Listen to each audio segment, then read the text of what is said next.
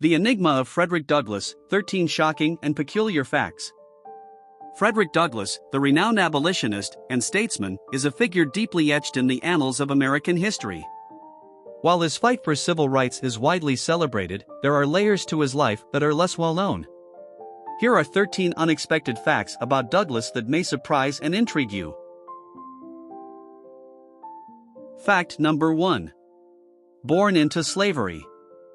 Frederick Augustus Washington Bailey's entry into the world was not one of freedom but of bondage.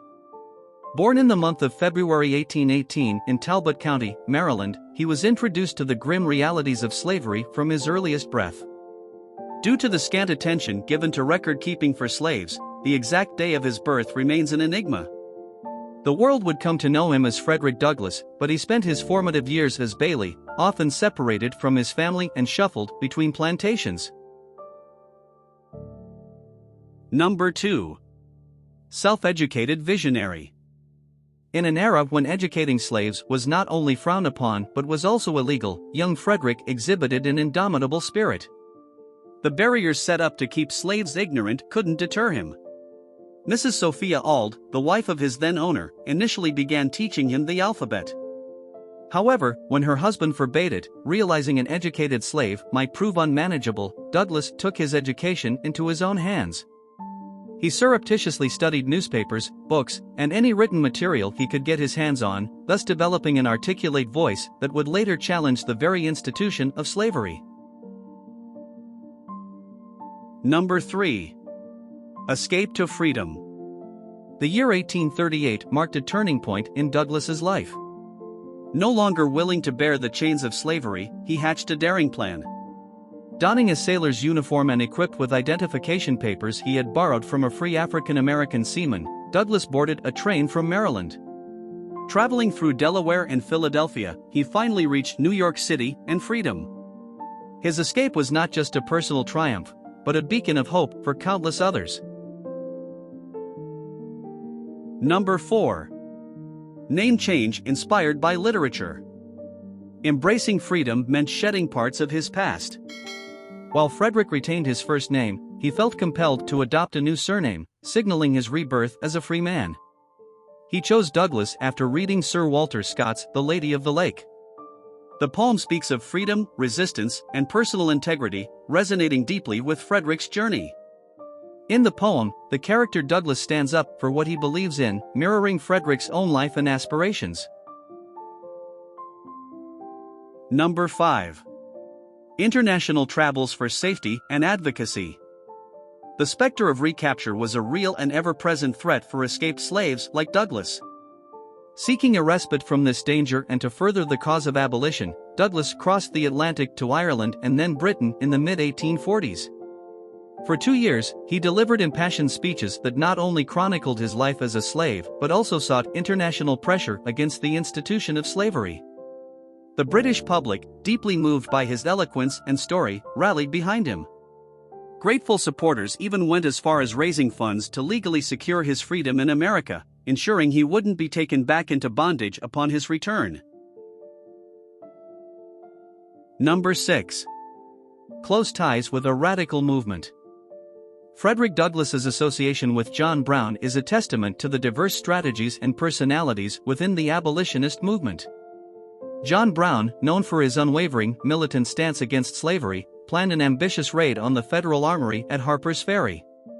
He believed that by arming the slaves with the weapons from the armory, he could incite a widespread revolt against slaveholders. Douglass and Brown discussed this plan in detail. While Douglass shared Brown's zeal to end slavery, he had reservations about this particular strategy. Douglass foresaw that the raid might end in disaster, given the might of the U.S. military and the potential lack of widespread support among the slaves.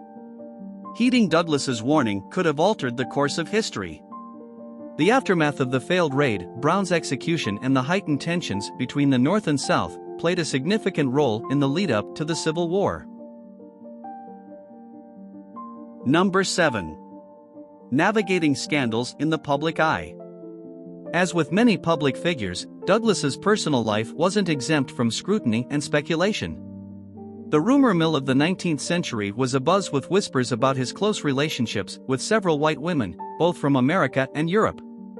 Some of these women were fellow activists and intellectuals he met during his speaking tours. Given the racial dynamics and prejudices of the time, such associations, whether platonic, professional, or otherwise, were viewed with suspicion and often scandalized. While it's difficult to ascertain the nature of these relationships fully, they undoubtedly added another layer of complexity to Douglass's life. His first wife, Anna, who was a free black woman and supported Douglass immensely in the early stages of his journey, remained by his side, making these rumored affairs even more controversial. The rumors, whether based in truth or mere speculation, highlight the challenges Douglass faced in both his public and private lives, navigating the intersection of race, reputation, and personal relationships in a deeply divided nation. Number 8. From orator to author and publisher. Douglass's influence extended well beyond the podium. He wielded his pen with the same fervor, authoring 3 autobiographies. The most renowned of these, Narrative of the Life of Frederick Douglass, an American Slave, offered a harrowing, first-hand account of the dehumanizing effects of slavery. It became an influential piece in the abolitionist movement. Douglass also recognized the power of sustained journalism. He founded the North Star, an abolitionist newspaper, using it as a platform to advocate for the end of slavery and promote the rights of African Americans. Number 9. Fighting for women's rights. Douglass's quest for justice was not limited to ending slavery. He recognized the broader struggle for equal rights, which included women's suffrage. In 1848, he attended the Seneca Falls Convention, a watershed event in the women's rights movement. Standing as the only African American male present, Douglass passionately argued for women's right to vote. He believed that freedom, in its truest form, was universal and should not be segregated by gender or race. Number 10. Bonding over the cause of equality. Frederick Douglass and Susan B. Anthony may seem like an unlikely pair, but their shared dedication to civil rights made them kindred spirits. Both fierce advocates for equality, they regularly exchanged ideas and supported each other's public campaigns. The foundation of their bond was built on mutual respect and admiration. However, like any deep relationship, they occasionally disagreed, particularly on whether suffrage for black men should come before the right to vote for women. But these disagreements never overshadowed the deep respect they held for one another, and their friendship remains a testament to the power of shared ideals. Number 11. Cedar Hill, from personal abode to national tribute. Overlooking the nation's capital from Anacostia, Douglass's residence, Cedar Hill, stands as a symbol of his enduring legacy. This elegant house, where Douglass spent the twilight of his life, offers a glimpse into his personal world. The home is adorned with artifacts from his extensive travels, books from his personal collection, and family portraits. Recognizing the profound impact of his life and work, Cedar Hill has been preserved as a National Historic Site. Visitors today can walk through the rooms where Douglass wrote, read, and entertain guests, taking a step back into the life of this iconic figure. Number 12. The persistent shadow of racism. Despite his stature and monumental contributions to the abolitionist movement, Douglass wasn't spared the bitter sting of racism. In a heartbreaking reminder of America's deep-rooted racial divisions, Douglass faced blatant discrimination in 1870 when he was forcibly ejected from a segregated train car. This incident, occurring in the post-Civil War era, underscored the continued challenges and inequalities African Americans faced, even those as distinguished as Douglass. Number 13. A final farewell to a titan of justice. On February 20, 1895, after addressing a women's rights gathering, Frederick Douglass returned home, seemingly in good spirits. But later that evening, he suffered a heart attack and passed away unexpectedly. His sudden death sent shockwaves throughout the country.